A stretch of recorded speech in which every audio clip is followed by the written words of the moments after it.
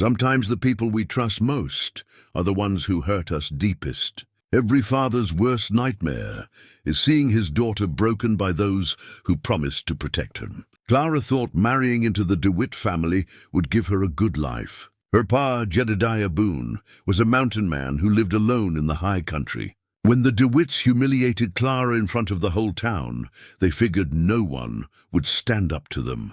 But they didn't know about the old man in the mountains. Jedediah had his own way of handling things. When word reached him about what happened to his daughter, he came down from those peaks. But could one mountain man take on the most powerful family in the territory? Before we jump back in, tell us where you're tuning in from, and if this story touches you, make sure you're subscribed, because tomorrow I've saved something extra special for you.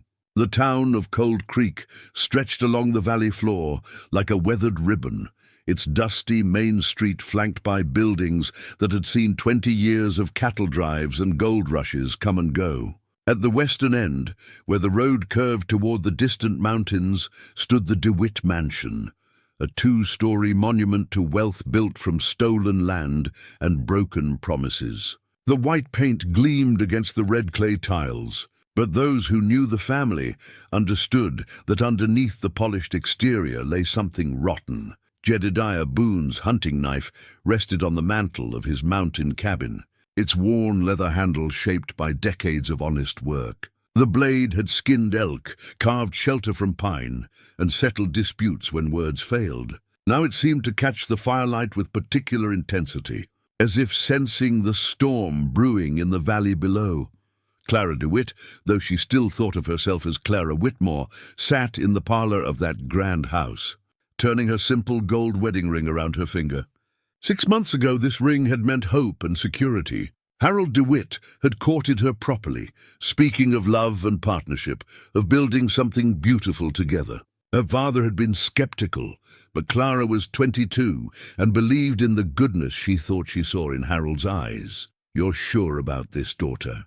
Jedediah had asked on her wedding day, his calloused hands gentle as he adjusted her mother's pearl necklace around her throat. He was a man of few words, but each one carried weight.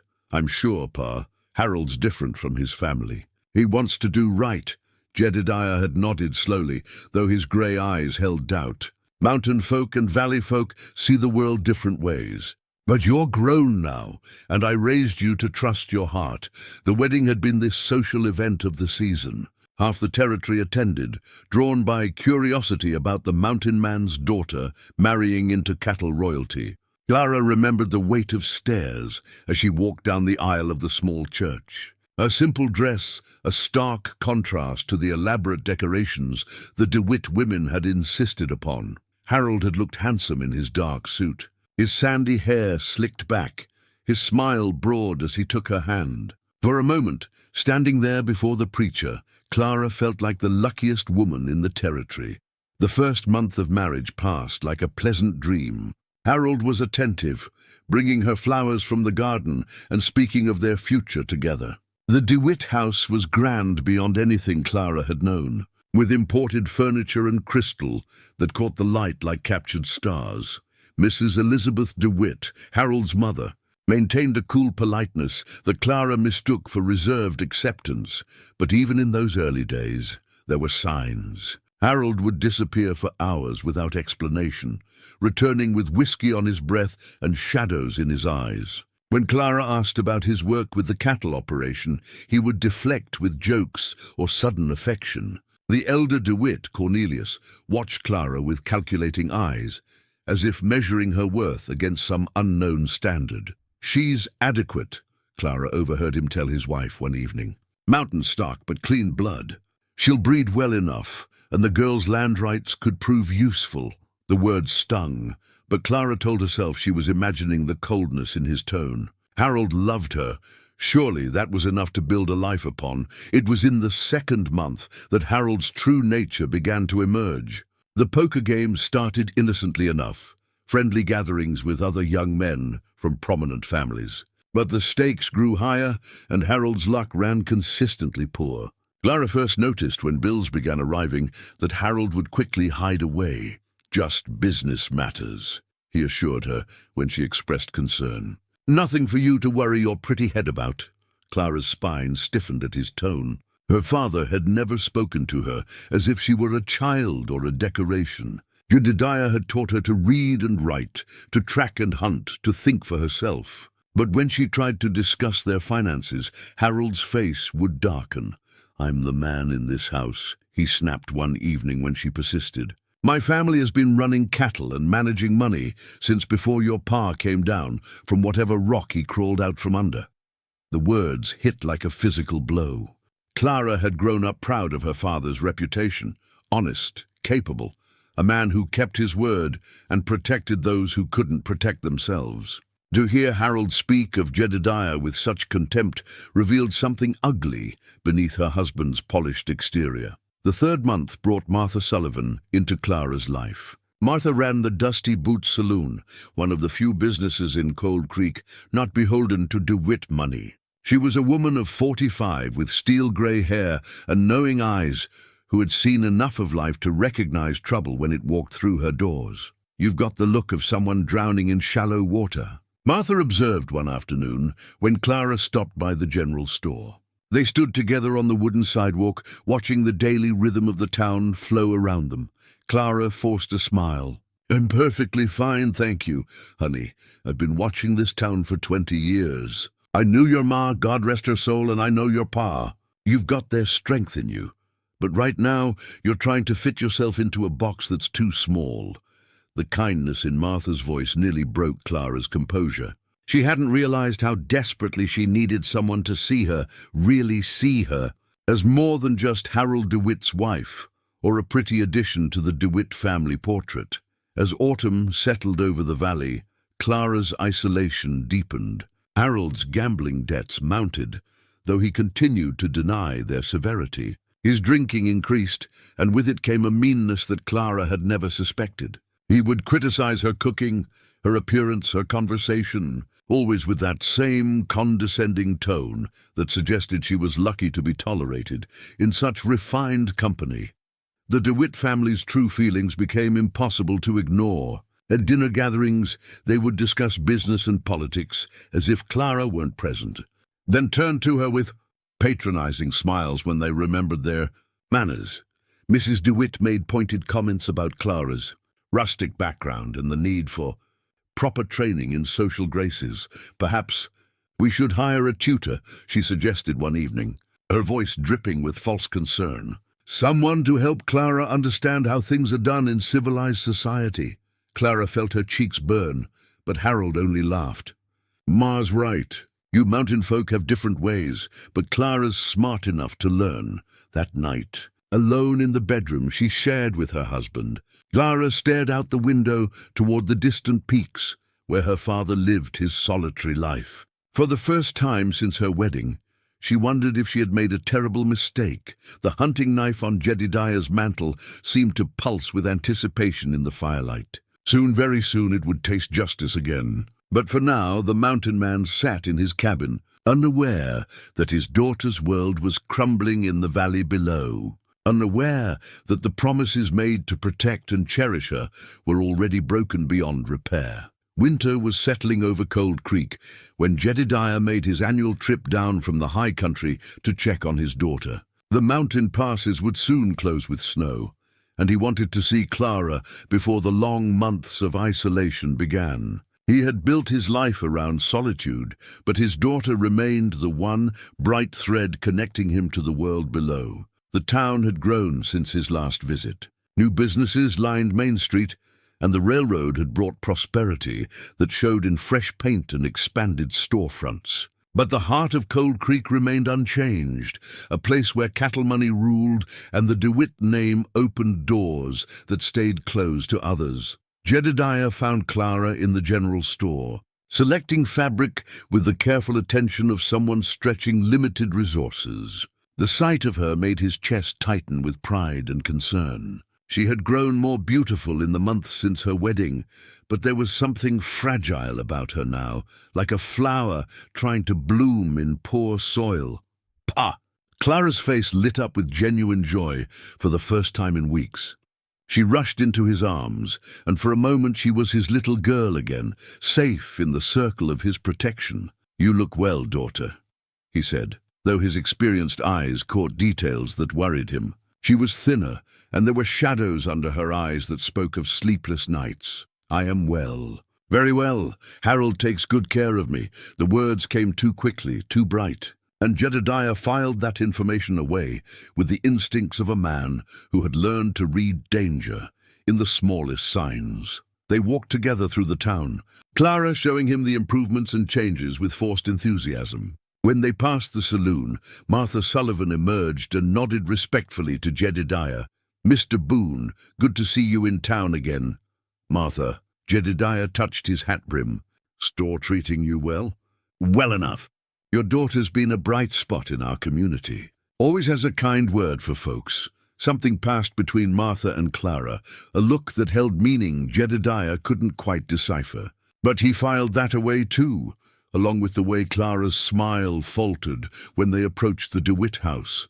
Harold greeted his father-in-law with the hearty, false cheer of a man trying too hard. "Jedediah, welcome, welcome. Come in, come in. You must be tired from your journey." The DeWitt parlor felt stuffy after the clean air of the mountains. Cornelius DeWitt occupied the largest chair like a king holding court, his bulk straining against an expensive vest. Mrs. DeWitt perched nearby, her pinched face arranged in what she probably thought was a welcoming expression. "Mr. Boone," Cornelius boomed.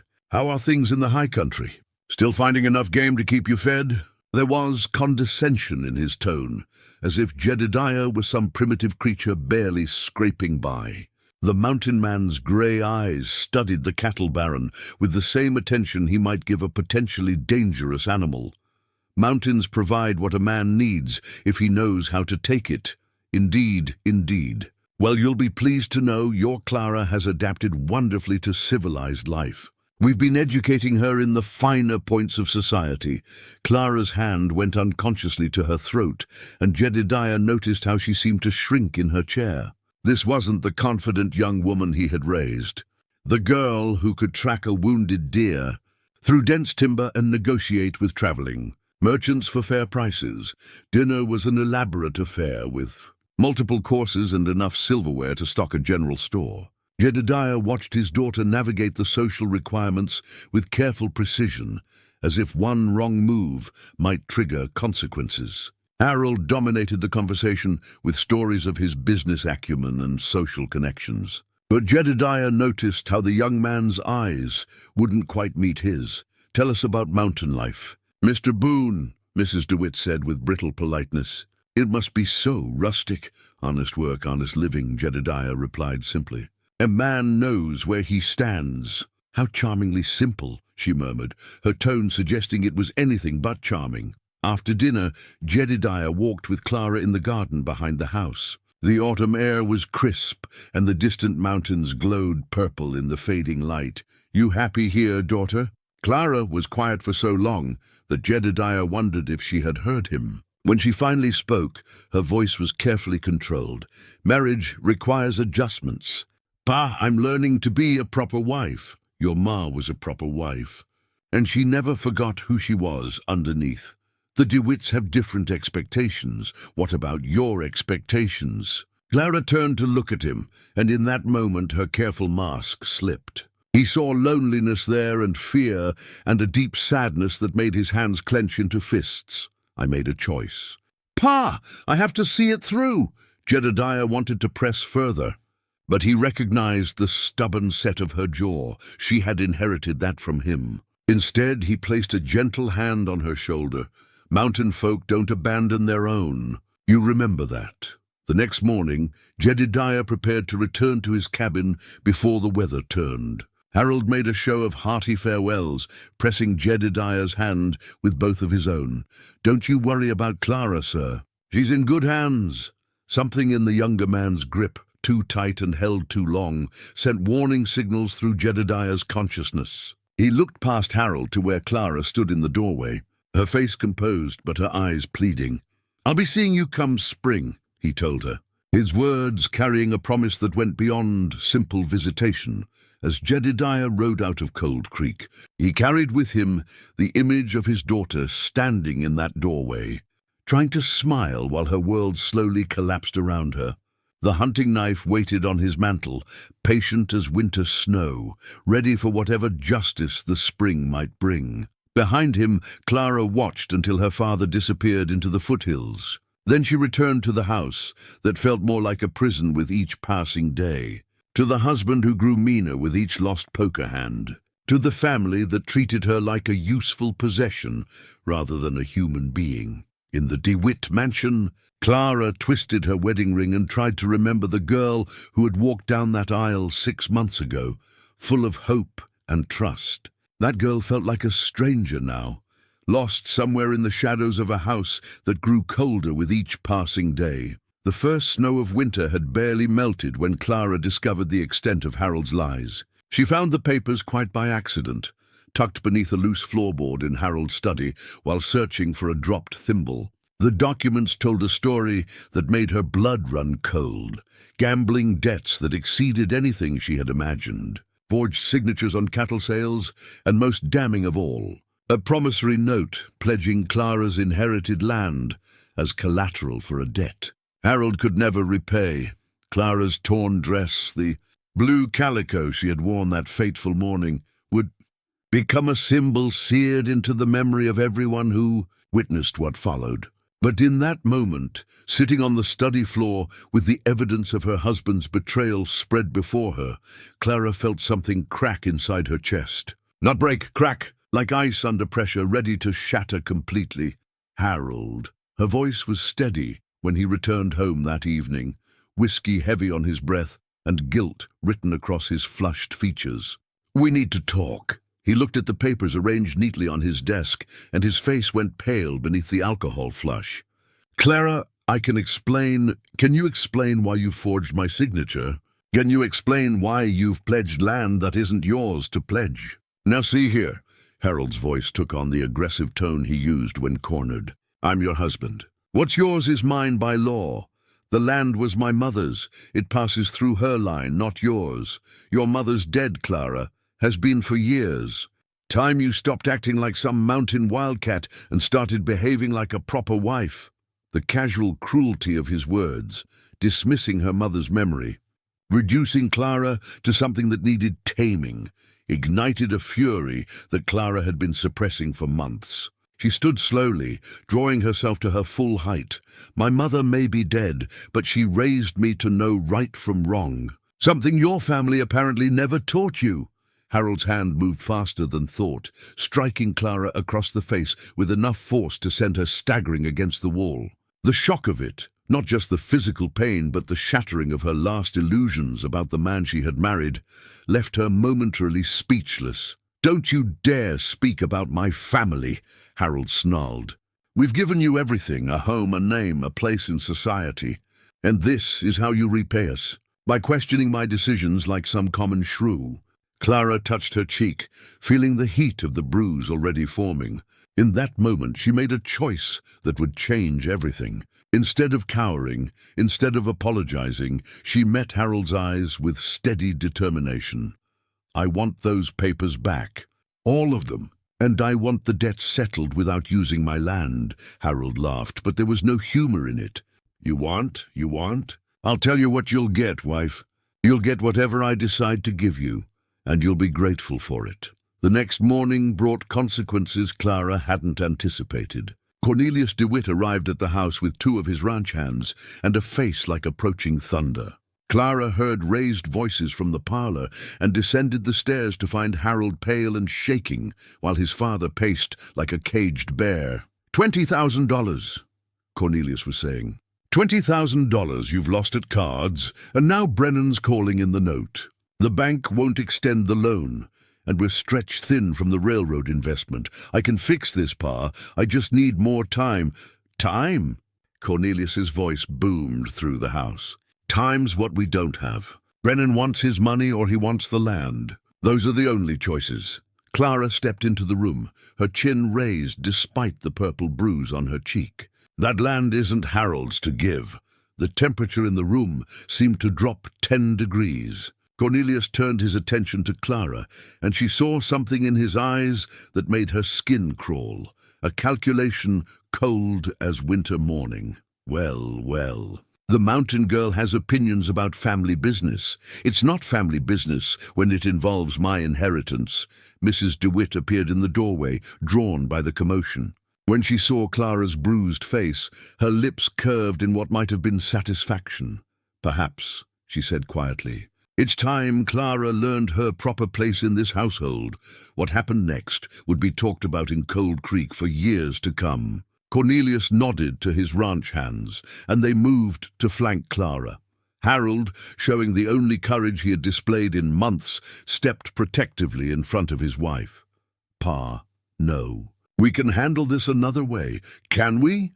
Cornelius's voice was deadly quiet. Because from where I stand, your wife seems to think she has some say in how this family conducts its affairs. Maybe the town needs to understand exactly what happens to people who forget their place. Clara understood then, with crystalline clarity, what they intended. The bruise on her face wasn't enough. They meant to break her publicly, to strip away not just her dignity but her very identity, to make her an example of what happened to those who dared challenge DeWitt authority. You can't, she whispered. Can't. Mrs. DeWitt's voice was silk over steel. My dear, we own this town. We can do whatever we please. They dragged her to the town square, just as the morning market was getting underway. Harold followed, his face ashen, but he made no move to stop what was happening. Clara struggled, but the ranch hands were strong and practiced at handling unwilling creatures. A crowd gathered quickly. News of the commotion spread like wildfire through the small community. Clara saw familiar faces in the growing circle of spectators. Mrs. Henderson from the general store, young Tom Miller who worked at the livery, Martha Sullivan pushing through the crowd with alarm written across her features. Citizens of Cold Creek, Cornelius announced, his voice carrying easily across the square. You see before you an example of what happens when mountain blood forgets its proper place. This woman, he gestured dismissively at Clara, has dared to question the business decisions of her betters. She needs to be reminded of the gratitude she owes to the family that lifted her from poverty. This is wrong, Martha called out, but her voice was lost in the murmur of the crowd. What followed was worse than physical violence. They didn't beat Clara. That would have been crude. Instead, they stripped away her dignity piece by piece. They made her apologize publicly for her ingratitude. They forced her to her knees in the dirt of the town square, while Cornelius recounted her crimes against the family that had so generously taken her in. Let this be a lesson, he declared, as Clara knelt there, her dress torn, her spirit seemingly broken. The DeWitt family has provided order and prosperity to this town for 20 years. We will not tolerate challenges to that order from anyone, regardless of their station. The crowd dispersed slowly, some faces showing shame, others satisfaction. Clara remained on her knees in the dirt until only Martha was left, kneeling beside her with tears streaming down her weathered cheeks. Child, Martha whispered, helping Clara to her feet. Child, this isn't the end. You're stronger than they know. But Clara felt empty, hollowed out like a tree struck by lightning. The girl her father had raised, proud, independent, unafraid, seemed to have died in that square, leaving behind only a shell wearing Clara's face. Harold wouldn't meet her eyes when she returned to the house. Mrs. DeWitt smiled with cold satisfaction, and Cornelius watched Clara with the pleased expression of a man who had successfully broken a spirited horse. They thought they had won. They thought the mountain girl had been properly tamed. They had no idea that word of what had happened was already spreading through the network of trappers and hunters that connected the valley to the high country. They didn't know that old. Pete Garrison had witnessed the whole shameful scene and was already planning his trip up to Jedediah Boone's cabin. The torn blue dress lay in a heap on Clara's bedroom floor, but the woman who had worn it was not destroyed. Cracked, yes. Bent, certainly, but not broken. Not yet. And in the high country, a hunting knife waited patiently on a mantle, ready to taste justice when the spring thaw came. Pete Garrison's horse picked its way carefully up the snow-covered trail, each step deliberate and measured. The old trapper had made this journey to Jedediah Boone's cabin many times over the years, but never with news like this weighing heavy in his chest. The leather tobacco pouch that Clara had made from her mother's sewing scraps bounced gently against his saddle horn, a gift he was returning to the man who would need its comfort in the dark hours ahead. Smoke rose straight as a prayer from Jedediah's chimney, grey against the white of fresh snow. The cabin sat in a clearing that commanded views of 3 valleys, positioned like a fortress where a man could see trouble coming from miles away. Pete had always admired Jedediah's choice of location. Defensible, private, but connected to the world below through game trails and old mining roads that most folks had forgotten. Jedediah emerged from the cabin before Pete reached the clearing, rifle cradled easily in his arms. The mountain man had heard the horse long before it came into view, had probably been tracking its progress for the better part of an hour. His grey eyes took in Pete's grim expression and the careful way the trapper held himself in the saddle. "Pete, coffee's hot." Jedediah. Pete dismounted slowly, his old bones protesting the cold. "Reckon I could use some." They settled inside the one-room cabin that had been Jedediah's home for 15 years. The space was Spartan but comfortable.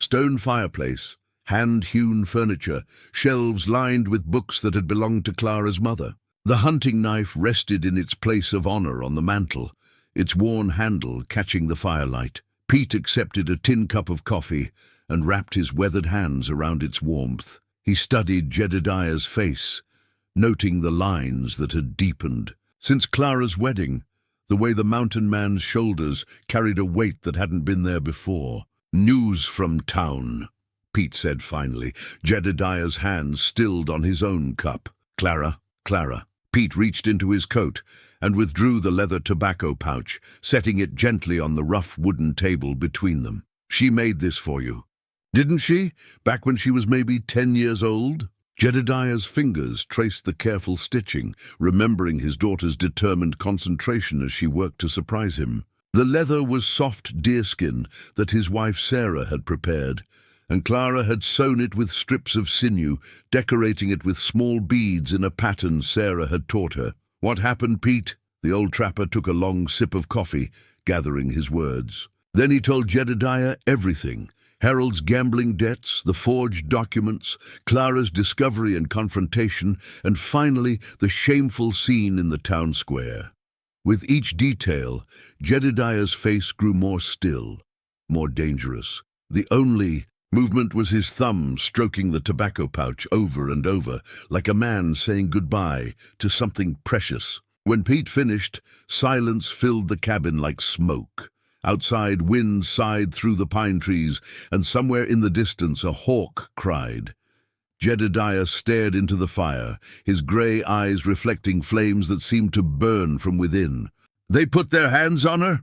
Forced her to her knees in the dirt, made her apologize for having pride." Pete's voice was thick with disgust. "Half the town watched and nobody lifted a finger to stop it." Jedediah set down his coffee cup with careful precision. When he spoke, his voice was quiet as falling snow and twice as cold. "My Sarah used to say that some men mistake kindness for weakness. Said it was a dangerous mistake to make. Your Sarah was a wise woman." She was. Jedediah stood and walked to a wooden chest in the corner of the cabin. From it, he withdrew a bundle wrapped in oiled cloth. Inside were clothes he hadn't worn in years, black wool trousers, a dark cotton shirt, a vest cut from elk hide that Sarah had decorated with porcupine quills. She also said that a father's first duty is to protect his children, even when they're grown, even when they've made choices he wouldn't have made. Pete watched as Jedediah laid out the clothes with ritual care. The mountain man moved with purpose now, the dangerous stillness replaced by focused intent. "What are you planning, Jedediah?" "I'm planning to remind some folks what mountain justice looks like." In the valley below, Clara sat in her bedroom, staring out the window toward the distant peaks. 3 days had passed since the incident in the square, and the bruises on her body were fading to yellow-green. But the deeper wounds, to her pride, her sense of self, felt as raw as the moment they were inflicted. Harold had barely spoken to her since that morning. He moved through the house like a guilty ghost, avoiding her eyes, flinching when she entered a room. Mrs. DeWitt made pointed comments about lessons learned and proper behavior, while Cornelius watched Clara with the satisfied expression of a man who had successfully broken a spirited horse. But they were wrong about the breaking. Clara discovered something unexpected in the aftermath of her humiliation, a core of steel she hadn't known she possessed. The girl who had trusted blindly in Harold's goodness was gone, burned away in the fire of public shame. What remained was someone harder, more dangerous, someone who remembered that she was Jedediah Boone's daughter. Martha Sullivan had visited twice, bringing food and offering comfort that Clara accepted gratefully. The saloon-keeper's presence was the only thing that kept Clara tethered to the belief that not everyone in Cold Creek was content to let the DeWitts rule through fear and intimidation. "Your pa know what happened?" Martha asked during her second visit, her knowing eyes studying Clara's face. "I expect he'll hear eventually. News travels." "Good." Martha's voice carried satisfaction. "Some accounts need settling." Clara's hand went unconsciously to the tobacco pouch she kept in her apron pocket. The twin to the one Pete Garrison was even now carrying up the mountain trail. She had made 2 pouches that long ago summer, one for her father and one for herself, thinking they would connect them across the miles that separated his mountain home from wherever life might take her. Now she clutched it like a talisman, drawing strength from the memory of her father's patient hands, teaching her to work the leather, to make each stitch strong and true. "A thing's only as good as the care that goes into making it," he had told her then. "Shortcuts lead to failure, but something made right, with attention and skill, that'll last forever." Clara thought about those words as she planned her own survival. The DeWitts thought they had broken her, but they had only succeeded in stripping away the softness that civilization had layered over her mountain-bred core. Underneath their attempts at humiliation, they had revealed something they hadn't expected to find: a woman who remembered what real strength looked like. In his mountain cabin, Jedediah continued his preparations. He cleaned and sharpened tools that hadn't seen use in years, checked supplies of ammunition and rope, studied maps that showed every trail and hideout in 3 counties. The hunting knife on his mantle seemed to hum with anticipation, ready to taste justice after too many years of peaceful retirement. Pete Garrison watched these preparations with growing unease. He had known Jedediah for 2 decades, had seen the mountain man's capacity for violence when pushed too far. But this felt different, more controlled, more dangerous. This wasn't the hot fury of a moment, but the cold calculation of a man planning a war. "You sure about this path, Jedediah? Once you start down this road, there's no going back." Jedediah looked up from the map he was studying, his grey eyes reflecting certainty as solid as bedrock. "They chose the path when they put their hands on my daughter. I'm just following where it leads." Outside, snow began to fall again, soft and quiet, covering the mountain in pristine white. But spring was coming, and with it would come a reckoning that Cold Creek would never forget. The DeWitt family portrait dominated the parlor wall like a monument to arrogance. Painted 5 years earlier by an artist brought in from Denver, it showed Cornelius DeWitt seated in a throne-like chair, his bulk draped in an expensive suit that couldn't quite hide his crude origins. His wife Elizabeth stood beside him, one pale hand resting possessively on his shoulder, her pinched features arranged in what the artist had generously interpreted as dignity. Harold stood to the right, young and handsome in his painted perfection, untouched by the weakness and cruelty that would later define him. The portrait represented everything the DeWitts believed themselves to be: powerful, untouchable, destined to rule over lesser mortals. Clara had grown to hate that painting more than anything else in the house. It watched her with painted eyes that seemed to mock her suffering, reminding her daily of the family she had foolishly believed would accept her as one of their own. But as she stared at it now, Clara began to see something different in those arrogant faces. She saw the fear that drove their cruelty, the deep insecurity that made them cling so desperately to their perceived superiority. The DeWitts weren't strong, they were brittle, held together by money and intimidation, vulnerable to anyone who refused to be intimidated. The revelation came to Clara as she dusted the portrait's ornate frame, a task Mrs. DeWitt had assigned to remind her of her proper place as little more than a servant. But instead of feeling diminished, Clara felt a spark of the defiance that had driven her to confront Harold about his lies. "You're looking thoughtful." Clara turned to find Harold in the doorway, a glass of whiskey already in his hand, though it was barely past noon. His face showed the ravages of guilt and alcohol, hollow cheeks, bloodshot eyes, a tremor in his hands that he tried to hide by gripping the glass tighter. "Just doing my assigned duties," Clara replied evenly. Harold winced at her tone. "Clara, about what happened. What happened was that I discovered my husband is a liar and a thief. What happened was that your family decided to punish me for having the audacity to expect honesty from the man I married. I never wanted it to go that far. You have to believe that." Clara studied his face, searching for any trace of the man she had thought she loved. She found only weakness and self-pity, a boy playing at being a man and failing miserably at both. "What I believe," she said carefully, "is that you've shown me exactly who you are. The question now is what I intend to do about it." Fear flickered in Harold's eyes. "What do you mean?" "I mean that I'm Jedediah Boone's daughter, and I was raised to stand up for myself. Your family may have temporarily knocked me down, but they haven't broken me." Harold drained his whiskey in one gulp, his hands shaking visibly now. "Clara, please. You don't understand the pressure I'm under. The debts, the expectations. I understand that you forged my signature and pledged land that isn't yours to pledge. I understand that when I confronted you about it, you struck me. And I understand that you stood by and watched while your family humiliated me in front of the entire town. I tried to stop them." "No, Harold, you didn't. You let them do it because it was easier than standing up to your father." The truth of her words hung between them like a blade. Harold's face crumpled, and for a moment Clara almost felt sorry for him. "Almost. I never meant for any of this to happen," he whispered. "But it did happen. And now we both have to live with the consequences." Meanwhile, 3 days into his journey down from the high country, Jedediah Boone moved through the forest like a ghost. He had left his cabin at dawn, following trails that most men didn't even know existed. The mountain had taught him patience and stealth over 15 years of solitary living, and now those skills served him as he descended toward the valley that held his daughter's pain.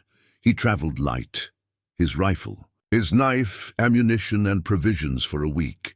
But the most important things he carried were memories. Clara as a child, fearless and laughing as he taught her to track deer through dense undergrowth. Clara at 16, defending a wounded bird against boys who wanted to torture it for sport. Clara on her wedding day, radiant with hope and trust that the world would treat her kindly. The DeWitts had shattered that trust, and for that, they would pay a price measured in their own coin: humiliation, fear, and the dawning understanding that their power had limits. As he made camp in a hidden valley, 2 days' ride from Cold Creek, Jedediah allowed himself to think about his wife Sarah for the first time in months. She had been the civilizing influence in his life, the one who convinced him that there were good people in the valley worth knowing. She had taught Clara to see the best in others, to trust and hope and believe in the essential goodness of humanity. "Maybe I failed her," he said aloud to the evening stars. "Maybe I should have taught Clara to be harder, more suspicious." But even as he spoke the words, he knew they were wrong. Sarah had been right to teach their daughter compassion and trust. The fault lay not with Clara's goodness, but with the evil that had chosen to exploit it. In town, Martha Sullivan closed her saloon and made her way through the quiet streets to the DeWitt mansion. She had been planning this visit for 3 days, working up the courage to face the family that held so much power over her business and livelihood. The house loomed before her, every window blazing with expensive light, every architectural detail designed to intimidate and impress. Martha had never set foot inside. She wasn't the sort of person the DeWitts associated with socially. But tonight, she knocked on the front door with the determination of a woman who had finally seen enough. A house servant answered, his face showing surprise at finding the saloon keeper on the DeWitt doorstep. "I'd like to speak with Mrs. Clara, if she's receiving visitors. I'll check with the family." Martha waited in the ornate foyer, surrounded by imported furniture and crystal that cost more than most people in Cold Creek made in a year. The family portrait gazed down at her with painted arrogance, but Martha met those eyes steadily. She had built her business with her own hands, survived the loss of a husband and 2 children, and faced down drunken cowboys and crooked gamblers. A painting held no power to intimidate her. Clara appeared at the top of the stairs, her face showing surprise and something that might have been hope. She descended slowly, gracefully, but Martha's experienced eyes caught the careful way she moved, the slight stiffness that suggested healing bruises. "Martha, this is unexpected, Mrs. Clara." Martha nodded respectfully. "I was hoping we might talk privately." They settled in a small sitting room away from the main parlor, and Martha studied the young woman she had watched grow from defiant girl to broken wife, to something new and potentially dangerous. "How are you healing?" "Well enough." Clara's voice was steady, but her eyes held depths of pain that would take time to heal. "Thank you for asking. I came to tell you something. About the day in the square." Martha leaned forward, her voice dropping to a whisper. "There were folks there who didn't approve of what they saw. Good folks who've had enough of watching the DeWitts rule through fear. I'm not sure what you're suggesting. I'm suggesting that when the time comes, and it will, you won't be facing this alone." Clara's hand went to the tobacco pouch in her pocket, drawing comfort from its familiar weight. "My father will hear what happened. I expect he will." Martha's smile held grim satisfaction. "And when that day comes, there'll be folks in this town ready to stand with what's right instead of what's powerful." After Martha left, Clara climbed the stairs to her bedroom and stared out at the distant mountains. Somewhere up there, her father was preparing for war. She could feel it in her bones, the way animals sense approaching storms. The DeWitt family portrait watched her from its place of honor, but Clara no longer felt intimidated by those painted eyes. Instead, she saw what she should have seen from the beginning, the fear behind the arrogance, the weakness beneath the bluster. They had created an enemy in their attempt to break her spirit. Now they would learn what that meant. Spring was coming to the valley, and with it would come a reckoning that would shake the very foundations of the world the DeWitts had built on other people's suffering.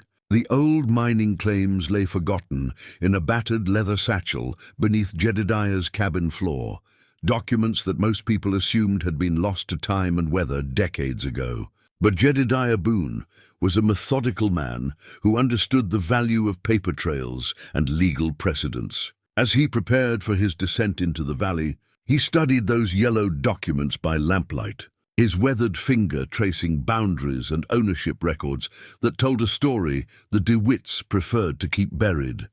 The claims dated back to 1847, when the first prospectors had scratched gold from the mountain streams and filed legal papers in the territorial courthouse. What made these particular documents dangerous was that they established mineral and water rights that superseded later cattle grants, rights that had been quietly ignored as long as the original claimants stayed silent or disappeared. Jedediah's father-in-law had been one of those original prospectors, and when he died, the claims had passed to Sarah, then to Clara through her mother's line. The DeWitts had built their empire on land that, legally speaking, belonged to a mountain girl they had just publicly humiliated. Funny how the truth has a way of surfacing, Jedediah murmured to himself as he carefully folded the documents and placed them in an oiled pouch. Like bones after a hard winter, 2 valleys over, he could see smoke rising from the chimney of Jake Morrison's cabin. Jake was a former Army scout who had settled in the mountains after losing his taste for civilization. He had served under Jedediah during their younger days, when both men wore different names and fought different wars. If Jedediah was planning what Jake suspected he was planning, the old scout would want to know about it. In Cold Creek, Clara was discovering that Martha Sullivan had been busy during the week since their private conversation. The saloon keeper had a network of relationships that extended throughout the community. Suppliers who delivered goods, cowboys who spent their wages on whiskey and conversation, traveling merchants who carried news between towns. Through these connections, Martha had been spreading a carefully crafted message. The DeWitts weren't as untouchable as they pretended to be. Mrs. Henderson stopped by this morning. Clara told Martha during one of their increasingly frequent conversations. They met now in the garden behind the general store, where they could speak privately without drawing attention from DeWitt eyes. She mentioned that several merchants are reconsidering their credit arrangements with Harold. Martha nodded with satisfaction. Word gets around that a man can't pay his gambling debts. Folks start wondering what other promises he might break. You're playing a dangerous game, child. I've been playing dangerous games since before you were born. The trick is knowing which risks are worth taking. Clara studied the older woman's face, seeing strength there that reminded her of her father. What exactly are you hoping to accomplish? I'm hoping to remind this town that the DeWitts put their pants on one leg at a time, same as everybody else. They've ruled through fear and intimidation for too long. Time folks remembered that power only works if people agree to be powerless. Meanwhile, Harold's business troubles were mounting with each passing day. The poker game that had started his downfall continued to haunt him as word spread through the gambling circuits that Harold DeWitt was a man who couldn't cover his losses. Creditors who had once treated him with deference now demanded immediate payment. Cattle buyers who had given him preferential terms began looking elsewhere for their stock. Cornelius DeWitt watched his son's struggles with growing frustration. The elder DeWitt had built his empire through careful calculation and ruthless determination, and he couldn't understand how Harold had managed to squander so much so quickly. 23 years I've been grooming you to take over this operation. Cornelius thundered during one of their increasingly frequent confrontations. 23 years and this is what I get? A weak-willed fool who can't even control his own wife? I'm handling the situation, handling it. You've made us the laughingstock of 3 counties. That mountain girl publicly defied our family, and instead of breaking her properly, you let her bruises heal and her spirit recover. Now half the town thinks we're going soft. Harold reached for the bottle of whiskey that had become his constant companion. But his father's hand slammed down on the desk, making the glass jump. No more drinking during business hours. You want to drown your sorrows, you do it on your own time. Right now, we need to figure out how to salvage this mess you've created. What do you want me to do? The debts are real, and Brennan's not going to wait much longer for his money.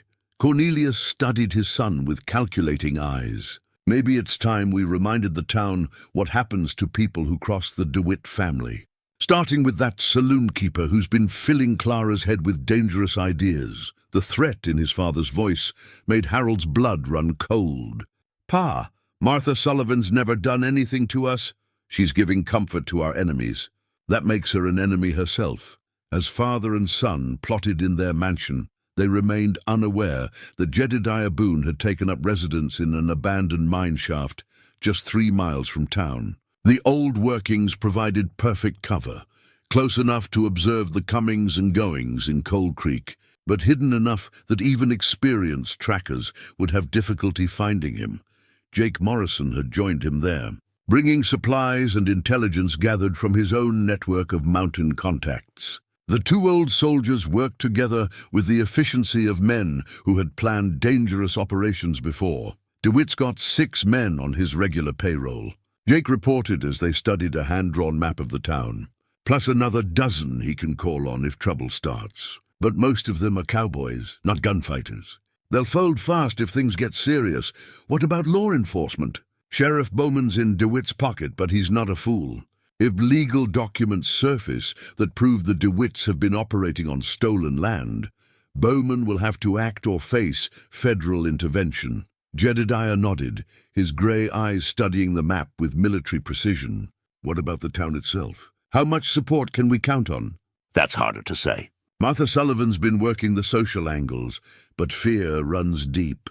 Most folks have too much to lose to openly challenge the DeWitts. Fear works both ways, Jedediah observed quietly. Right now, they're afraid of DeWitt money and influence. Time they became afraid of DeWitt vulnerability. That evening, Clara made a discovery that changed everything. While searching through Harold's desk for household money, he had become increasingly stingy about domestic expenses. As his debts mounted, she found a letter that made her hands shake with fury. The letter was from a lawyer in Denver, acknowledging receipt of documents related to Clara's incompetence hearing. Harold had been quietly building a legal case to have Clara declared mentally unfit, which would give him complete control over her inheritance. The betrayal cut deeper than his gambling or even his violence. This was calculated, premeditated theft disguised as legal procedure. Harold wasn't just stealing her land, he was trying to steal her very identity, her right to exist as an independent person. Clara sat in the study where she had first discovered Harold's lies, the letter trembling in her hands as rage built in her chest like a prairie fire. She thought about the girl who had walked down the church aisle 6 months ago, full of trust and hope. That girl would have been destroyed by this revelation, but the woman sitting in Harold's chair, surrounded by evidence of his treachery, was made of sterner stuff. She was Jedediah Boone's daughter, raised in mountains where survival depended on seeing threats clearly and acting decisively. She folded the letter carefully and placed it in her apron pocket next to her father's tobacco pouch. Then she walked to the window and stared up at the distant peaks where she knew her father was even now preparing for war. "I'm ready, Pa," she whispered to the mountain air. "Come and get me." In his hidden mineshaft, Jedediah felt a sudden certainty that the time for waiting was nearly over. He cleaned his rifle one more time, checked his ammunition, and studied the legal documents that would either free his daughter or get them both killed in the attempt. Either way, the reckoning was coming to Cold Creek. Clara's mother's Bible lay open on her lap, its worn pages soft as silk from years of handling. The pressed flowers between the pages, mountain laurel and Indian paintbrush from the high meadows of her childhood, released their faint fragrance as Clara turned each page. She had been reading the same passage over and over, drawing strength from words her mother had underlined in fading ink. "The Lord is my shepherd, I shall not want." Sarah Boone had pressed these flowers during Clara's 10th summer when they had spent 3 weeks in the high country while Jedediah worked a promising claim. Clara remembered her mother's patient hands, showing her which flowers would hold their color, which would crumble to dust. "Beauty should be preserved when we can manage it," Sarah had said. "Life has a way of taking lovely things from us if we're not careful to save them." Now, sitting in the window of her prison marriage, Clara understood what her mother had really been teaching her. Some things were worth fighting to preserve: dignity, truth, the right to determine one's own fate. The DeWitts thought they could crush these things as easily as stepping on wildflowers, but they had never encountered anything as resilient as mountain-bred determination. The Bible contained more than flowers and faith. Hidden between the pages of Psalms, Clara had discovered something that made her pulse quicken, a folded paper in her mother's handwriting, documenting conversations she had overheard about land boundaries and water rights. Sarah had been more observant than anyone realized, and she had left her daughter a trail of breadcrumbs that led directly to the truth about DeWitt corruption. "They think we're simple mountain folk," Sarah had written in her careful script. But simple doesn't mean stupid, and it certainly doesn't mean defenseless. Harold's violence had escalated in the weeks since Clara's discovery of the incompetence papers. What had begun as occasional slaps had progressed to systematic abuse designed to break her spirit completely. He would strike her where the bruises wouldn't show, then apologize with tears and promises that Clara no longer believed. "You're making me do this," he sobbed, after one particularly vicious beating. "If you would just be the wife I need you to be, none of this would happen."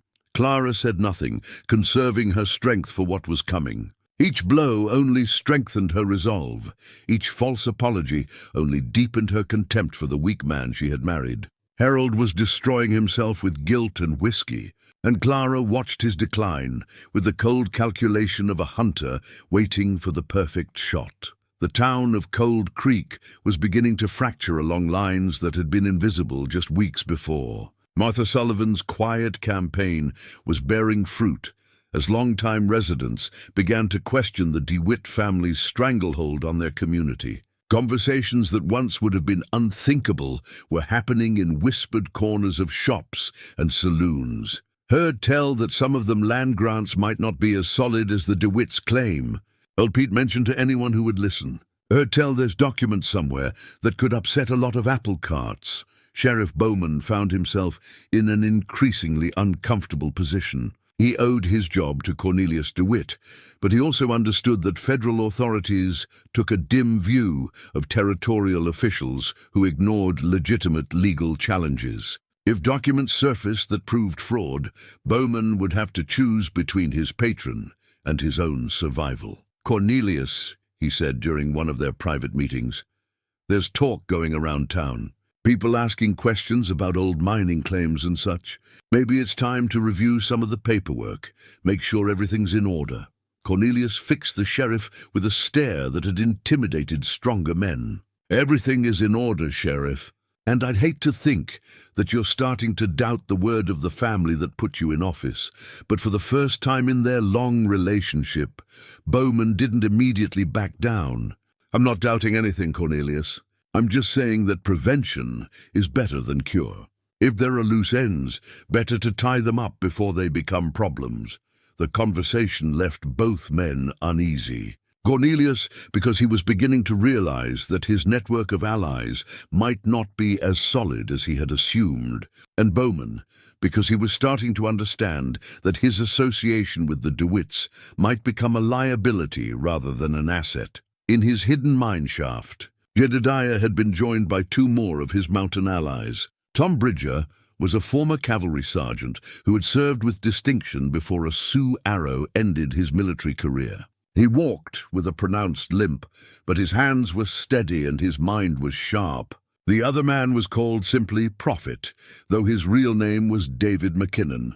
He was a half-Cherokee tracker who could follow a trail over bare rock and disappear into landscape like smoke. "Town's getting nervous," Prophet reported after one of his scouting missions. "DeWitt's men are jumpy, checking their back trails, posting guards where they never posted them before. They know something's coming," Tom observed.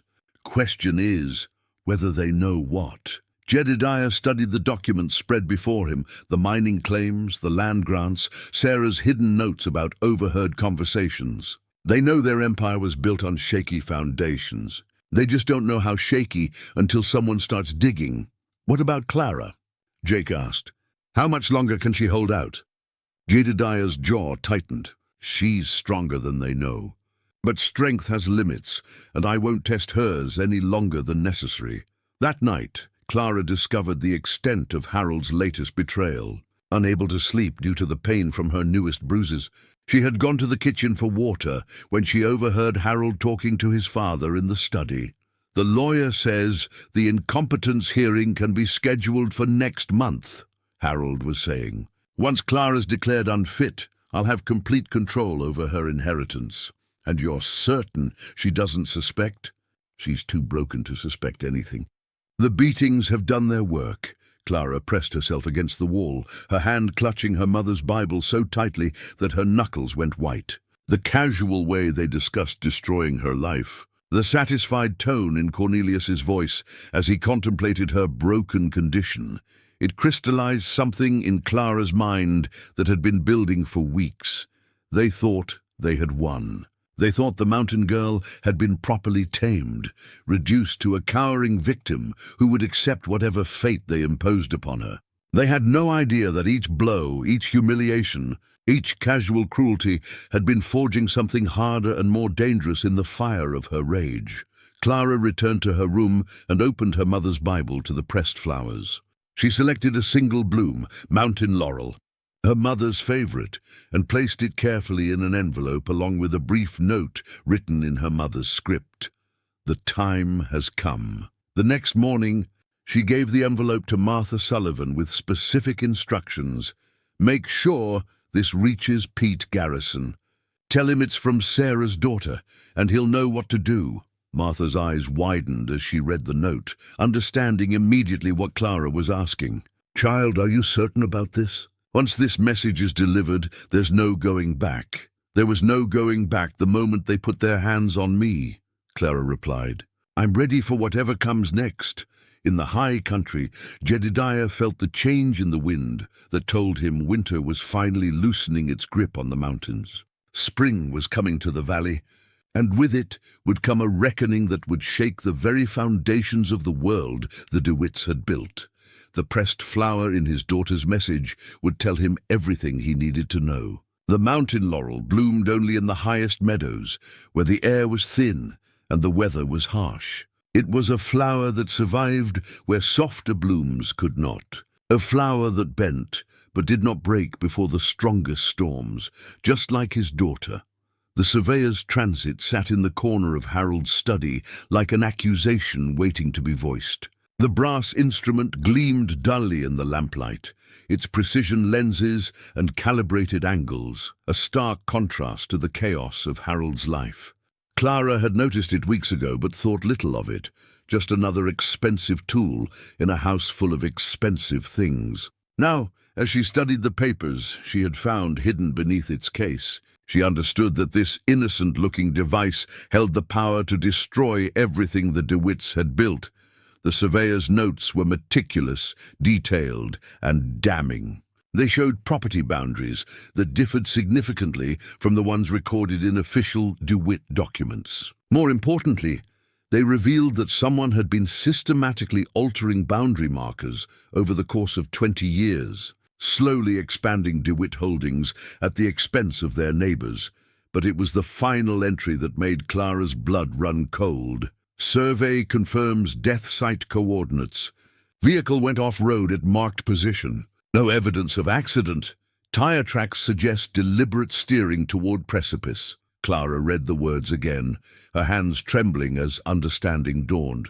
Her mother's death had not been an accident. Sarah Boone had been murdered, and someone had used surveying equipment to document the crime scene for their own protection.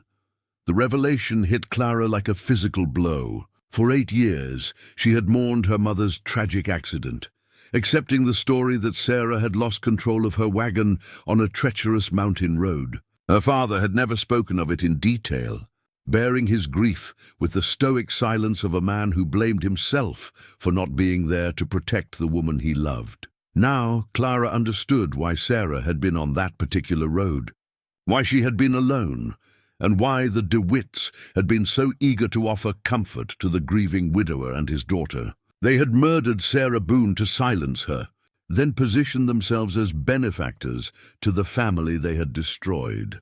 The surveyor's notes contained additional revelations that painted a picture of systematic fraud spanning decades. The DeWitts had been using professional surveys to identify valuable properties, then employing various methods: intimidation, legal manipulation, and, when necessary, murder, to acquire those properties for themselves. Clara's inheritance wasn't just valuable land. It was a threat to the entire DeWitt empire. Sarah had discovered something about their operations, something dangerous enough to warrant her death. Now her daughter possessed the same knowledge and the same deadly vulnerability. God in heaven, Clara whispered, her voice barely audible in the silent study. They killed my mother. The words seemed to hang in the air like smoke, transforming everything Clara thought she knew about her life, her marriage, and the family that had taken her in with such apparent kindness. Every smile from Mrs. DeWitt, every jovial comment from Cornelius, every moment of Harold's courtship, all of it had been built on the foundation of her mother's murder. Clara's mind raced as she connected the pieces. Harold's courtship hadn't been motivated by love or even simple attraction. It had been a calculated move to gain legal control over Sarah's inheritance. The land Clara owned through her mother's line contained not just mineral rights, but water rights that controlled access to vast stretches of grazing territory. In the hands of someone willing to challenge the DeWitts legally, those rights could unravel decades of illegal expansion. The surveyor's transit had been used to map not just property boundaries, but the perfect spot for murder. Someone had carefully chosen the location where Sarah would die, calculating angles and distances to ensure that her death would appear accidental to any casual investigation. But they had made one crucial mistake. They had kept records. The surveyor's notes proved premeditation, documented the crime scene, and provided evidence that would stand up in any court of law. The very instrument they had used to plan murder would now become the tool of their destruction.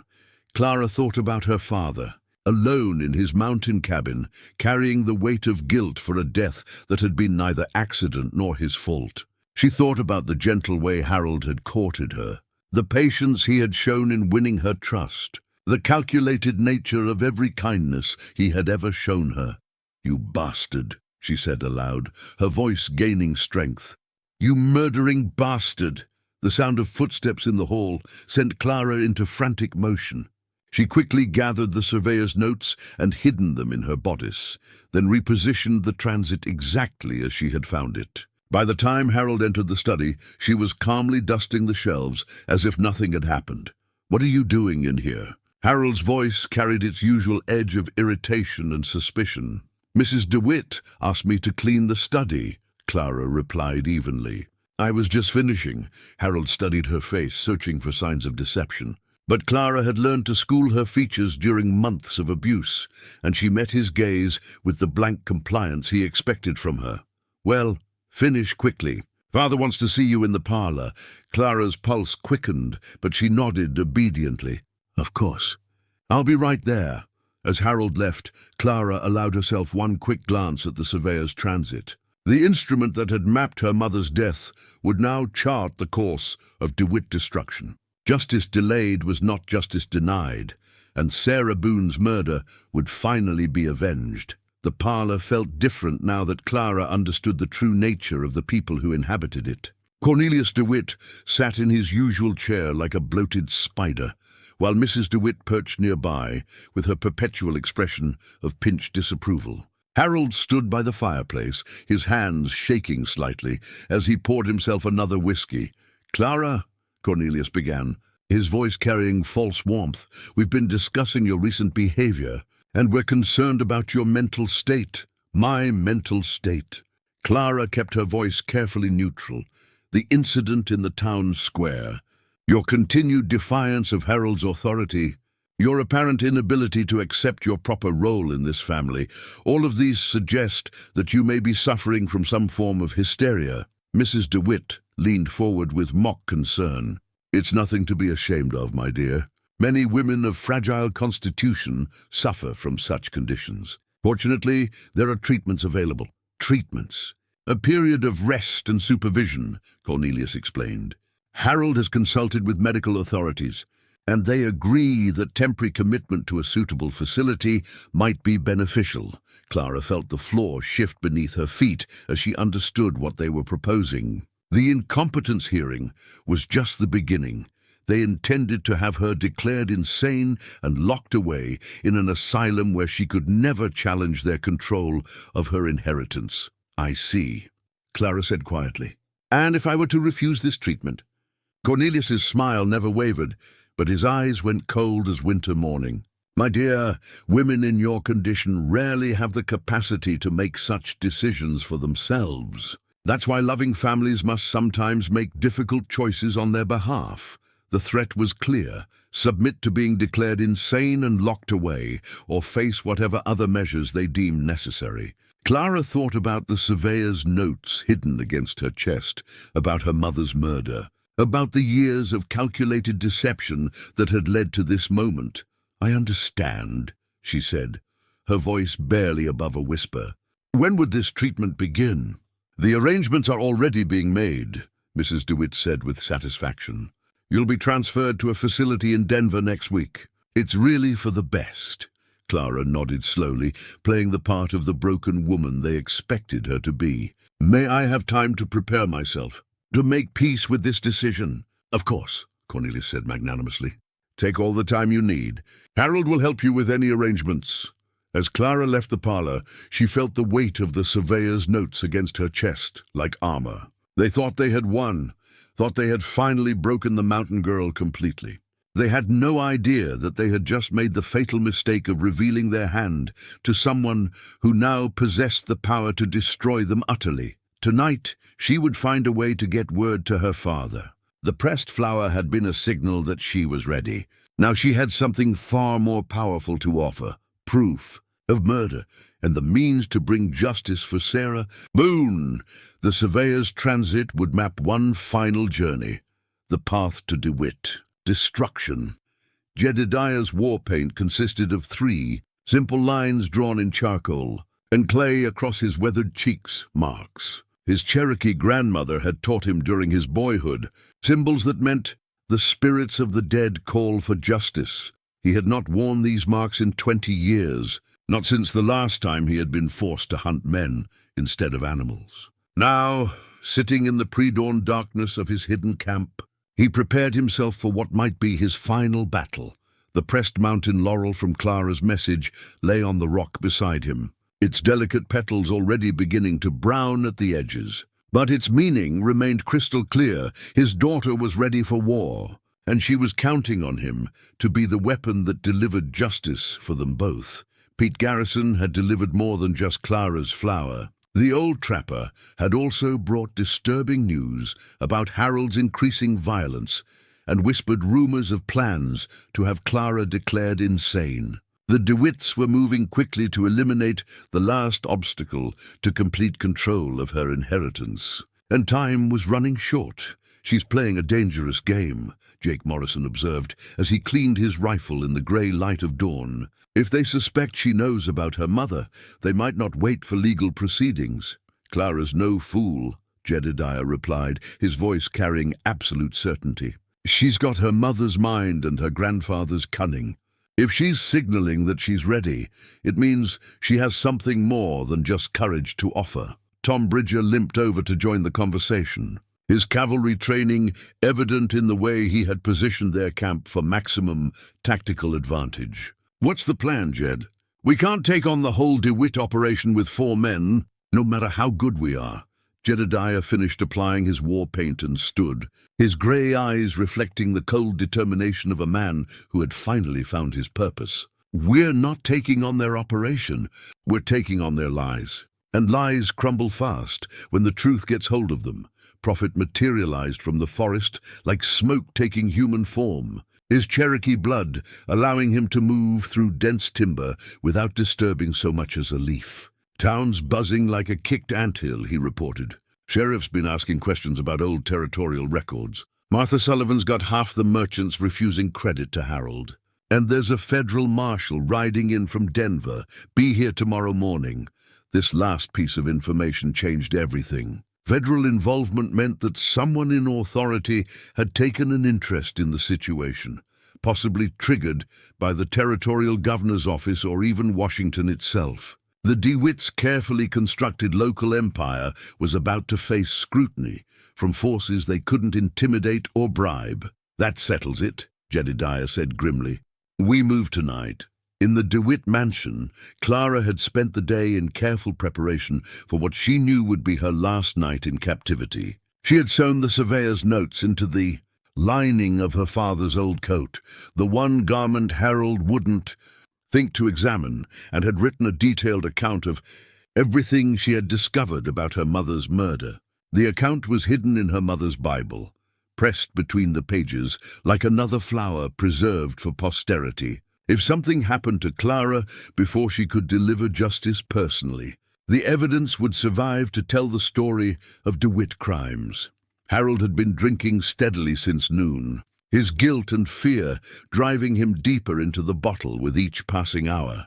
Clara watched him with the detached interest of a naturalist observing a dying animal, noting the tremor in his hands, the way he flinched at unexpected sounds, the paranoid glances he cast toward windows and doorways.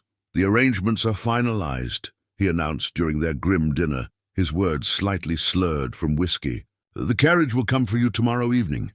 You'll be in Denver by the end of the week." "I understand," Clara replied calmly. "I've made my peace with it." Harold studied her face suspiciously. "You're taking this awfully well. I expected more resistance. I'm tired, Harold. Tired of fighting, tired of being something I'm not. Maybe rest is what I need." The lie came easily to Clara's lips, seasoned with just enough resignation to be believable. Harold wanted to see submission, so she gave him the appearance of it while her mind calculated angles and timing like her father planning a hunt. Mrs. DeWitt joined them for coffee, her pinched features arranged in what she probably thought was maternal concern. "It's really for the best, Clara. Once you've had proper treatment, you'll understand how foolish you've been.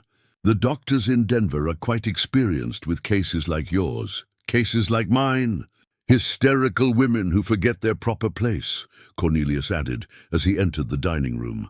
"It's a sadly common condition among females of inferior breeding. Mountain stock often lacks the refinement necessary for civilized society." Clara bit back the response that burned in her throat. Soon, very soon, this bloated monster would learn exactly what mountain stock was capable of when properly motivated. "I'd like to spend some time in prayer tonight," Clara said quietly, "to prepare myself spiritually for what's coming." "Of course," Mrs. DeWitt said with false sympathy. "Prayer is always appropriate for troubled souls." After dinner, Clara retreated to her room and waited. The household settled into its usual routine. Harold retreating to his study with another bottle, Mrs. DeWitt retiring early with her laudanum, Cornelius working late in his office. By midnight, the mansion was quiet, except for the occasional creak of settling timbers. Clara dressed carefully in her father's old coat and her sturdiest boots, then slipped out through the kitchen door into the garden. The night was clear and cold, with a quarter moon providing just enough light to navigate by. She made her way through the maze of imported shrubs and ornamental trees toward the back gate that led to the alley behind the mansion. Martha Sullivan was waiting there with a horse and provisions, her weathered face grim with determination. "You sure about this, child? Once you ride out of here, there's no pretending you don't know what you know." "I've been pretending for too long already," Clara replied, accepting the reins with steady hands. "It's time for truth. Your pa's been waiting for word from you. Pete says he's got allies in the hills, men who remember what real justice looks like." Clara mounted the horse with the easy grace of someone raised in the saddle. "Tell Pete to let my father know that I have proof of my mother's murder. Tell him the surveyor's transit in Harold's study contains the evidence we need to destroy them all." Martha's eyes widened as she understood the full implications of Clara's words. "Sweet Jesus, they killed Sarah. They killed her, and they've been planning to kill me too, just more slowly, by destroying my mind instead of my body." Clara gathered the reins, feeling the familiar comfort of a good horse beneath her. But they made one mistake. They kept records of their crimes, and now those records will be their downfall. As Clara rode into the darkness, heading for the rendezvous point where her father waited, she felt the weight of 8 years' worth of grief and rage settling into something harder and more focused. The frightened girl who had married Harold DeWitt was gone forever, burned away in the fire of terrible knowledge. What rode through? The night toward justice was something the DeWitts had never encountered before, a mountain woman who knew exactly how dangerous she could be when backed into a corner. In his hidden camp, Jedediah felt his daughter's approach before he saw her, the way a wolf senses the return of a pack member. When Clara emerged from the forest, her face painted with moonlight and determination, he saw Sarah's courage looking back at him through their daughter's eyes. "Pa," Clara said simply, dismounting with the controlled grace of someone who had finally found her purpose. "Daughter." Jedediah embraced her carefully, noting the new hardness in her posture, the way she held herself like a warrior preparing for battle. "You ready for this?" Clara reached into her coat and withdrew the surveyor's notes, holding them out like an offering to the spirits of justice. They killed Ma, Pa, and I can prove it. The war paint on Jedediah's face caught the firelight as his expression shifted from grief to something far more dangerous. Then it's time the DeWitts learned what mountain justice looks like. Dawn was still hours away, but the reckoning had already begun. The town bell had not rung at dawn for 20 years, not since the Indian raids that had once threatened Cold Creek's existence. When its bronze voice shattered the morning silence, every soul in the valley knew that something momentous was about to unfold. The bell's deep, resonant tone carried across the sleeping town like a summons to judgment, rousing people from their beds and drawing them inexorably toward the main street. Martha Sullivan had climbed the bell tower in the pre-dawn darkness, waiting for Jedediah's signal from the hills above town. When she saw the flash of reflected sunlight from his mirror, the old army code for commence operation, she grasped the rope and began to ring the changes that would awaken Cold Creek to its day of reckoning. Jedediah Boone rode down Main Street like an Old Testament prophet bringing divine wrath to Sodom. His war paint gleamed in the morning sun, 3 stark lines that transformed his weathered face into something primal and terrifying. Behind him rode Jake Morrison, Tom Bridger, and Prophet, their faces grim with purpose. But it was Clara who drew the most attention, riding at her father's right hand, her chin raised in defiance, her mother's coat flowing behind her like a banner of war. The crowd gathered quickly, drawn by curiosity and the compelling power of the bell's summons. Shopkeepers emerged from their stores, cowboys from the saloons, families from their homes. They lined the boardwalks and filled the street, creating a natural amphitheater with the DeWitt mansion as its focal point. Sheriff Bowman appeared first among the officials, his hand resting nervously on his gun butt as he took in the scene. Behind him came his deputy, young Bill Henderson, whose face showed more excitement than fear. Both men understood that whatever was about to happen would define their careers and possibly their lives. "Jedediah Boone," Sheriff Bowman called out, his voice carefully controlled. "What's the meaning of this disturbance?" Jedediah's gray eyes fixed on the sheriff with the intensity of a hunting hawk. "Come to collect what's owed, Sheriff. Come to settle accounts that have been outstanding too long. This is highly irregular. If you have grievances, they should be addressed through proper legal channels." Legal channels. Clara's voice cut through the morning air like a blade. "The way legal channels protected my mother? The way they protected me?" A murmur ran through the crowd as people began to understand that this wasn't just about Clara's public humiliation. The way she spoke of her mother, Sarah Boone, had been dead for 8 years, suggested something far more serious. The DeWitt family emerged from their mansion like actors taking the stage for a final performance. Cornelius led the way, his bulk imposing in an expensive suit, his face arranged in an expression of outraged dignity. Mrs. DeWitt followed, clutching Harold's arm as if she could hold her crumbling world together through sheer will. Harold himself looked like a man walking to his own execution, his face pale and his hands shaking visibly. "This is an outrage," Cornelius boomed, his voice carrying easily across the silent crowd. "Sheriff, I demand you arrest these people for disturbing the peace and threatening lawful citizens." Threatening. Jedediah's voice was quiet, but it carried the promise of violence like thunder before a storm. "Haven't threatened anybody yet, DeWitt? But the day's young." Clara dismounted with fluid grace, her movements deliberate and controlled. She reached into her coat and withdrew the surveyor's notes, holding them high where everyone could see. "Citizens of Cold Creek," she called out, her voice strong and clear. "You see before you evidence of murder. Evidence that my mother, Sarah Boone, was not killed in an accident 8 years ago, but was murdered by the DeWitt family to silence her knowledge of their crimes." The crowd's murmur became a roar of shock and disbelief. Several people pushed closer, trying to see the papers Clara held. Others backed away, suddenly understanding that they were witnessing something that could get them killed. "That's preposterous," Mrs. DeWitt shrieked, her carefully maintained composure cracking like ice in spring. Sarah Boone died in a tragic accident. Everyone knows that. Everyone knows what you wanted them to know, Clara replied. But the truth has a way of surfacing, like bones after a hard winter. Harold tried to speak, but his voice cracked on the first word. He cleared his throat and tried again. Clara, you're not well. The doctors have explained your condition, my condition. Clara's laugh was bitter as winter wind. My condition is that I discovered the truth about the man I married. The truth about the family that killed my mother and then welcomed me into their home like loving relatives. She began to read from the surveyor's notes, her voice carrying clearly across the hushed crowd.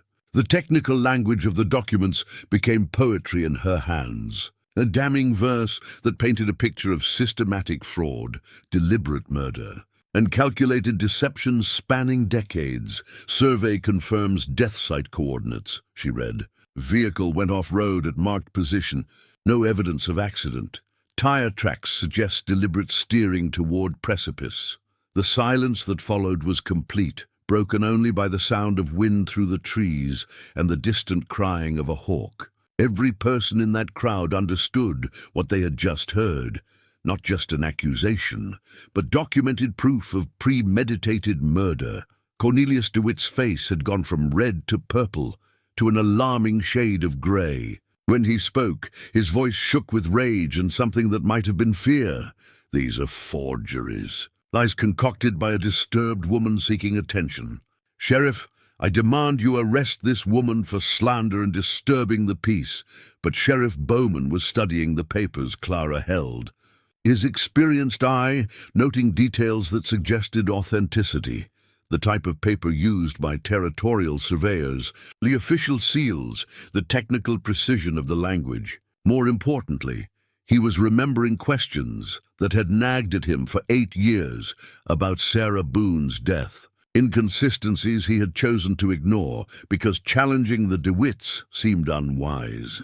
These documents, he said slowly. Where did you find them? In my husband's study, Clara replied. Hidden beneath his surveyor's transit. The same instrument that was used to map my mother's murder. Harold made a sound that was half sob, half moan. His father turned on him with volcanic fury. Say nothing, you fool! Not one word. But Harold was past caring about his father's anger. The guilt that had been eating at him for months finally broke through his defenses like water through a crumbling dam. I never wanted her to die, he whispered, his voice barely audible. I just wanted the land rights. But she wouldn't listen, wouldn't stop asking questions about the boundary markers. Harold! Mrs. DeWitt's voice cracked like a whip. Be silent. But Harold was beyond stopping now. The words poured out of him like poison from a lanced wound, each confession making him seem smaller and more wretched. She found the altered surveys. She knew about the water rights, the mineral claims. She was going to expose everything, ruin the family. Father said we had to stop her, but I thought he meant legal action, bribery, something civilized. Harold, by God. If you say another word. Cornelius started forward, his hands reaching for his son's throat. That was when Jedediah moved. The mountain man flowed from his saddle like smoke, his hand closing around Cornelius DeWitt's wrist with crushing force. The two men stood locked together for a moment, and everyone watching understood that they were seeing the collision of two different worlds, the soft corruption of valley wealth and the hard justice of mountain honor. 8 years, Jedediah said quietly, his war paint making him look like an avenging spirit. 8 years I've blamed myself for not being there to protect her. 8 years of guilt that should have been yours. Cornelius tried to break free, but Jedediah's grip was inexorable. You're insane, Boone, just like your daughter. This whole family is touched. Maybe we are, Jedediah replied. But crazy or not, we remember what justice looks like. The crowd pressed closer, sensing that the moment of final revelation was at hand. Clara stood at the center of it all, her mother's coat billowing around her. The surveyor's notes clutched in her hand like a weapon, forged from truth itself. The bronze bell continued to ring, its voice carrying across the valley like a summons to judgment that no one, guilty or innocent, could ignore. The bear claw necklace around Jedediah's throat caught the morning sunlight like captured fire, each ancient trophy gleaming with the memory of battles fought and won in the high country. He had earned those claws during his first winter alone in the mountains, when a wounded grizzly had cornered him in a box canyon and death had seemed certain. The bear had been old and cunning, scarred from previous encounters with men, but Jedediah had been desperate and fighting for his life. When the dust settled, both man and bear were bloodied, but only the man walked away. Now, as he faced the DeWitt family in the morning light of Cold Creek's main street, Jedediah felt the same cold clarity that had guided his knife during that long-ago battle. Some fights were simply unavoidable, and the only choice was whether to face them with courage or die with cowardice. Federal Marshal James Patterson arrived at precisely the moment when violence seemed inevitable. His timing was perfect, close enough to witness the confessions and confrontations, but not so early as to interfere with the natural course of justice. Patterson was a lean man with intelligent eyes, who had earned his reputation by understanding when to intervene and when to let events unfold. "Gentlemen," he called out, his voice carrying the authority of federal law. "Ladies, I believe there are some questions that need answering about territorial land grants and mineral rights in this district." Cornelius DeWitt's face went from gray to white as he realized that his local influence meant nothing to a federal marshal. "Marshal Patterson, I wasn't expecting you until you had time to destroy evidence and silence witnesses." Patterson's voice was mild, but his eyes were sharp as winter steel. "Yes, I imagine you weren't." Clara stepped forward, offering the surveyor's notes to the marshal with steady hands. "Sir, I believe these documents will interest you. They contain evidence of systematic fraud and murder spanning 20 years. Patterson accepted the papers and began to read, his eyebrows rising with each revelation. The technical language meant nothing to most of the crowd, but the marshal's expression told them everything they needed to know. This was damning evidence that would stand up in any court. "Harold DeWitt," Patterson said without looking up from the documents, "you are under arrest for conspiracy to commit fraud and accessory to murder. Cornelius DeWitt, you are under arrest for fraud, land theft, and the murder of Clara Boone." "This is preposterous," Mrs. DeWitt shrieked, but her voice had lost its imperious tone. "These are lies, fabrications, ma'am," Patterson replied mildly. "Your son has just confessed to his involvement in front of 50 witnesses. These documents corroborate his confession in every detail. Unless you'd like to join your family in federal custody, I suggest you remain silent." That was when Cornelius made his final desperate play for power. His hand moved toward the gun, concealed beneath his coat, the same derringer he had carried for protection against the consequences of his own crimes. He had built his empire through violence and intimidation, and violence was his answer to its threatened destruction. But Cornelius DeWitt had never faced a man like Jedediah Boone in honest combat. The mountain man moved with the fluid grace of someone who had survived 30 years in country that killed the slow and weak. His hand closed around Cornelius's wrist before the gun cleared leather, applying pressure to nerve points his Cherokee grandmother had taught him during boyhood.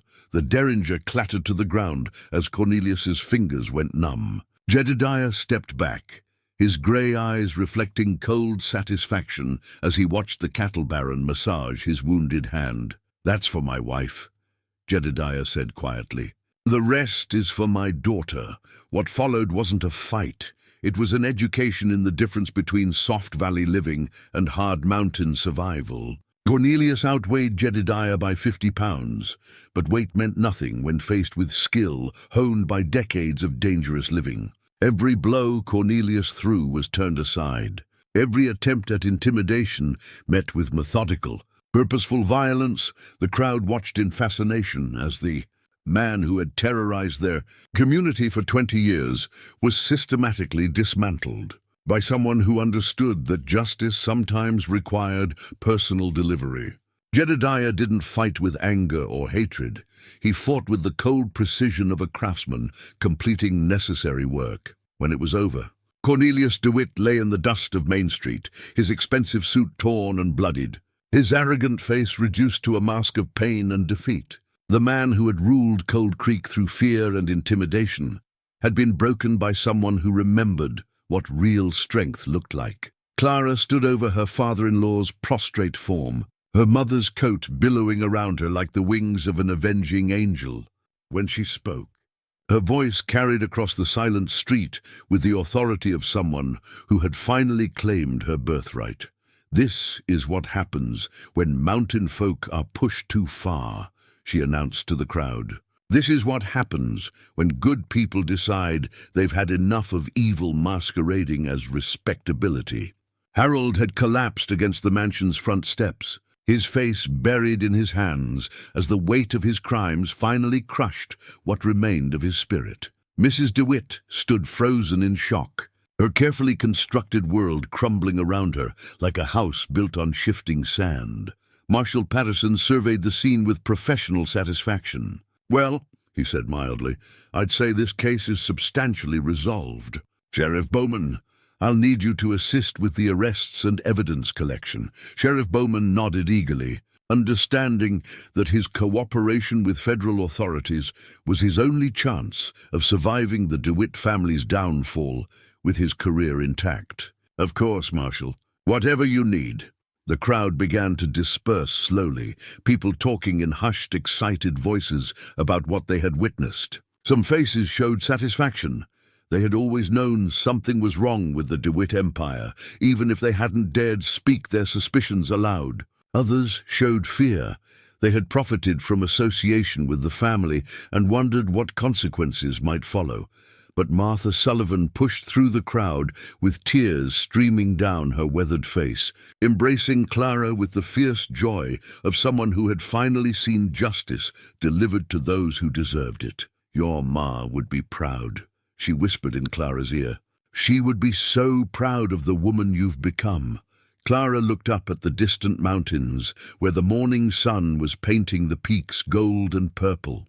Somewhere up there, in the thin air and endless silence, her mother's spirit could finally rest. The truth had been told, justice had been delivered, and the mountain folk had proven once again that they didn't abandon their own. Jedediah's bear claw necklace caught the light one final time as he helped his daughter mount her horse. The old trophies had witnessed another victory, another moment when courage and determination had triumphed over corruption and cowardice. The reckoning was complete, but the healing was just beginning. 6 months after the reckoning in Cold Creek's Main Street, Clara Boone, she had legally reclaimed her family name, knelt beside the foundation stones of her new cabin, her hands steady as she positioned each rock with careful precision. The foundation represented more than just the beginning of a house. It was the solid ground of truth upon which she would build the rest of her life. The stones themselves told a story of community and healing. Some came from the old DeWitt mansion, which had been sold to pay restitution to the families they had defrauded. Others were quarried from the mountain claim that was rightfully Clara's, carried down by friends who understood that justice required not just punishment for the guilty, but restoration for the innocent. Martha Sullivan placed a stone beside Clara's, her weathered hands gentle with the weight of shared purpose. "Your ma always said that the best houses are built by many hands," she observed, stepping back to admire their morning's work. "She'd be pleased to see how many folks have come to help, Bersthipki."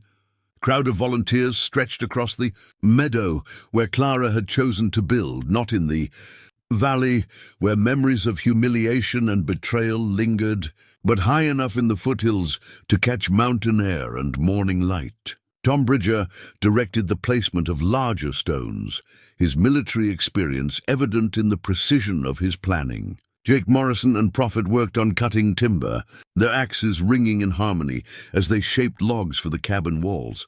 Even Sheriff Bowman had come to help, his presence a sign of how completely the balance of power had shifted in Cold Creek. The federal investigation had revealed corruption that extended far beyond the DeWitt family, and Bowman's cooperation in cleaning house had earned him a chance at redemption. "Ma'am," he said respectfully as he approached Clara with his hat in his hands, "I wanted to thank you again for speaking in my favor at the federal hearing. I know I don't deserve your consideration, given how I failed you and your family." Clara studied the sheriff's face, noting the genuine remorse in his eyes. She had learned to read people more carefully since her marriage to Harold, and she believed Bowman's repentance was real. "Everyone deserves a chance to do better," she replied. "The question is what you do with that chance." The trials had been swift and decisive. Cornelius DeWitt received life imprisonment for murder and fraud, his cattle empire divided among the families he had cheated. Harold got 20 years for his role in the conspiracy, his weakness earning him a lighter sentence than his cruelty deserved. Mrs. DeWitt had avoided prison, but lost everything else: her home, her social position, her carefully constructed identity as a respectable woman. Clara had testified at each trial with calm precision, her words carrying the weight of truth finally spoken. The surveyor's notes had proved decisive evidence, their technical detail convincing even skeptical jurors that Sarah Boone's death had been carefully planned murder rather than tragic accident. But the legal victories, satisfying as they were, couldn't heal the deeper wounds left by betrayal and loss. That healing had required time, patience, and the gradual rebuilding of trust in her own judgment. Jedediah approached from the direction of the timber cutting, a satisfied expression on his weathered face. The months since the confrontation had been good to him. The weight of guilt over Sarah's death had lifted when the truth came out, and he walked straighter now, no longer carrying the burden of imagined failure. "Foundation's looking solid," he observed, kneeling to examine Clara's work. "Your ma would approve of the craftsmanship. I had a good teacher," Clara replied, remembering childhood afternoons when Jedediah had patiently shown her how to select and place stones for maximum stability. She always said that shortcuts in foundation work lead to problems later. Wise woman, your mother. In more ways than building, they worked together in companionable silence, father and daughter united by shared purpose and the hard-won peace that comes after justice has been served. The rhythm of their work was meditative, each stone placed with care and consideration for those that would follow. Dr. Michael Chen arrived as the sun reached its zenith, riding up from town with supplies and news. He was the new doctor who had come to Cold Creek after the federal investigation, drawn by the opportunity to serve a community rebuilding itself on honest foundations. Clara had found herself looking forward to his visits with an anticipation that had nothing to do with medical concerns. "How's the patient today?" he asked with a smile that made Clara's pulse quicken despite herself. "Strong enough to lift rocks all morning," she replied, wiping dust from her hands. "I'd say the healing is progressing well." Michael's smile deepened as he dismounted and approached the foundation. He was a man of 35, with kind eyes and gentle hands, someone who had seen enough of the world to appreciate both strength and vulnerability in others. His courtship of Clara had been patient and respectful, understanding that she needed time to learn to trust again. "Beautiful work," he said, studying the carefully placed stones. "This cabin will stand for generations." "That's the idea," Clara replied. "I want to build something that lasts, something real." As the day progressed, the foundation took shape under many willing hands. Each stone represented not just physical construction, but the rebuilding of a community that had learned to value truth over convenience, justice over prosperity. The workers paused frequently to share stories and laughter, their voices carrying across the meadow like birdsong after a storm. When evening approached and the last stone was set, Clara stood back to survey what they had accomplished. The foundation was complete, solid, level, ready to support whatever dreams she chose to build upon it. Tomorrow would bring the raising of walls, the setting of windows, the careful work of creating a home from raw materials and honest labor. But tonight was for reflection and gratitude. As the volunteers gathered around Martha's cooking fire to share a meal of venison stew and fresh bread, Clara felt a contentment that had nothing to do with revenge, satisfied, or justice delivered. This was deeper, the peace that comes from finally knowing who you are and where you belong. Jedediah sat beside her on a fallen log, his eyes reflecting firelight and something that might have been pride. "You thinking about staying in the valley permanently?" he asked. Clara considered the question carefully. The high country called to her, promising solitude and the kind of peace that came from living close to the elements. But the valley offered community, the chance to build something larger than herself, the opportunity to ensure that what had happened to her family never happened to others. "I think so," she said finally. "Ma always said that mountains are good for thinking, but valleys are where you put thoughts into action." "Your ma was right about most things," Jedediah agreed, "including the importance of good neighbors." He nodded toward Michael, who was helping Martha clean the cooking pots with the unself-conscious competence of a man comfortable with honest work. "That one seems like he might make a decent addition to the family, when you're ready for such considerations." Clara felt heat rise in her cheeks, but she didn't deny the attraction. "Maybe, when I'm ready. No rush," Jedediah said gently. "You've got all the time in the world to decide what comes next." As the fire burned down to glowing coals and the volunteers prepared to return to their own homes, Clara walked to the edge of her property and looked out over the valley where her new life was taking shape. The lights of Cold Creek twinkled below like earthbound stars, each one representing a family, a story, a chance at something better. The foundation stones gleamed in the moonlight, solid and sure beneath her feet. Tomorrow would bring new challenges, new choices, new opportunities to prove that mountain folk didn't just survive, they thrived, building lives of purpose and meaning from the solid ground of truth and the patient work of many hands. Clara Boone stood on the threshold of her future, no longer the broken girl who had been publicly humiliated in a dusty town square, but a woman who had claimed her inheritance not just in land and mineral rights, but in the knowledge of who she was and what she was capable of achieving. The mountain wind carried the scent of pine and possibility, and Clara breathed deeply, ready for whatever tomorrow might bring.